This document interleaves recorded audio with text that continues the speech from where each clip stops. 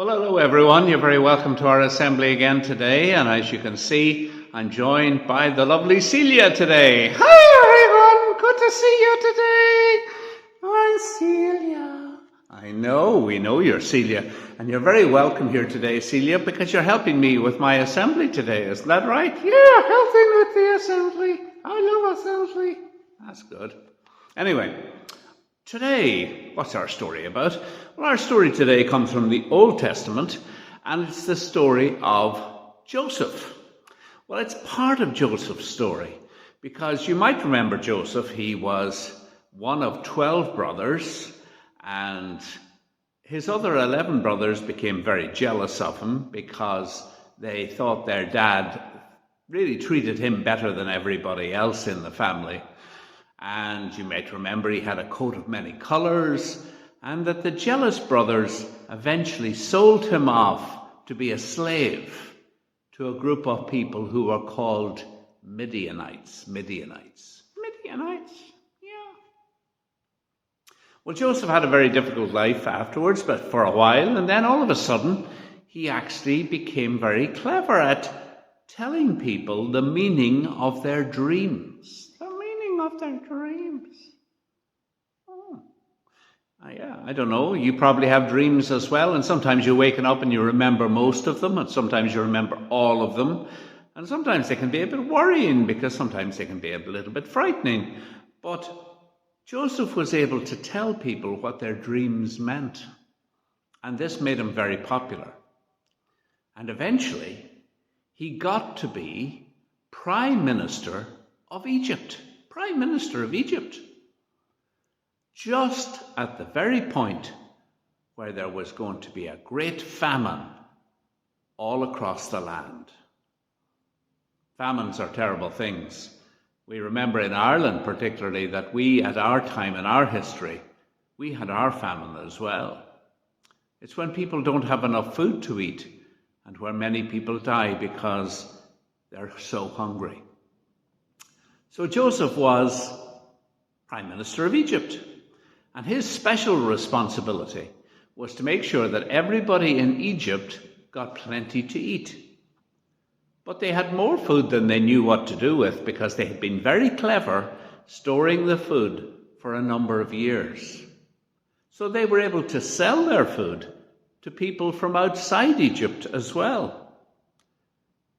Now, right across the land, there had been a big famine in the land of Israel. And Jacob sent his then 11 sons all the way to Egypt to see if they could buy food. And they came all the way to the house of the Prime Minister. And when they came to the house of the Prime Minister, they didn't realize that the Prime Minister was really Joseph. It was Joseph, the person they put into slavery. Yeah, that's right. So Joseph was able to help them out and to look after them. So Joseph was there. Now I want you to think about this very carefully, because this is a very important part of our story. It may even indeed be the most important part of the story. If you'd been treated so badly by your brothers, if you'd been sold as a slave by them, if you had been left without anyone to care for you and left in prison on many occasions, would you be prepared to forgive those people, to forgive your brothers? Joseph met with his brothers, and eventually he decided he was going to help them. Joseph tells them the whole story. The whole story about how they put him into slavery and how they actually left him to die. And it was terrible. But he forgave them. Yeah, he forgave them for all the terrible things they had done. He was prepared to give them food so that they wouldn't starve.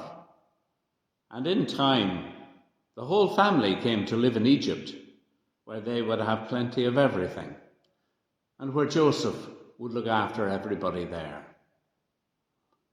Really special story, this, because it points to a thing we sometimes forget about. And that is that God calls us, even at times when we feel we've had terrible things done to us. He calls us to forgive. And when we forgive, when we allow God to take that part of our story and change it for the better, we then discover that God really cares for all of us. And through our forgiveness, we can often open the door into new experiences of Him in our own lives, but in the lives of those we have disagreed with. So Joseph and his family are reunited. Even through bad things, God has been at work, bringing good things out of evil. And it is our hope today that sometimes when we see things that upset us or worry us, when we hear things on the news that sometimes make us feel nervous or worried, that we begin to realize that God can still take even the most difficult of situations, even the most terrible of things, and turn them into things that are good, things that are helpful. And when we can express God's love towards others by our forgiveness of them. That's a great story, isn't it? I think it's a great story. One of the great stories of the Old Testament, I think. So we're going to think about that story, think about our own call to forgive others, call about others to forgive us, and our willingness to accept their forgiveness. And at all times to realize that God has a plan for each and every one of us. Even when times are difficult, He will bring us through and bring us to a new and strong place. Now we're going to say our prayer today. This prayer we're going to say it to God and ask God to help us. So this is the prayer. Will you say it after me? Dear God, thank you for teaching us through the story of Joseph that forgiveness can change everything.